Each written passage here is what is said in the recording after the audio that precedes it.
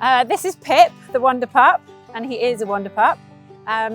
He and I came for a walk up at Leigh Woods, and I let him off. He often goes chasing after squirrels, and usually I can hear him barking in a high-pitched, excited bark, and I can hear the bell on his collar ringing.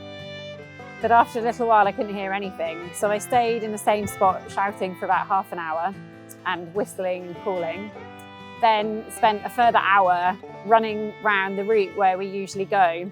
And during that time, some people told me they saw him sitting on a bench. An hour later, friends of mine at the entrance on North Road, so closest to the suspension bridge, told me they'd seen him run out of the woods, and they followed him all the way along North Road into the suspension bridge, where you've seen the footage. He ran over the bridge by himself, and at that point I knew he was heading home somewhere.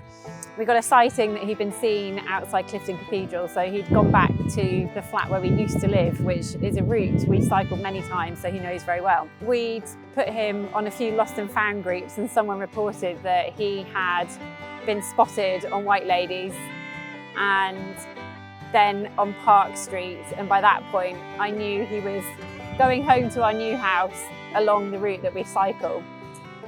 So off he went, and I was behind him the whole way, just following sightings that people had seen and running to those places and calling for him, getting all the strange looks.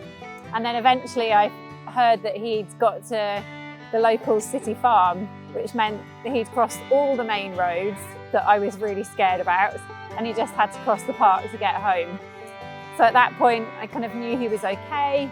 Friends had kindly activated all the emergency codes, and everyone had been running around looking for him. So they went to my house and took leads and treats, and we're waiting for him. There was a couple of dogs waiting for him when he came sailing around the corner like everything was fine.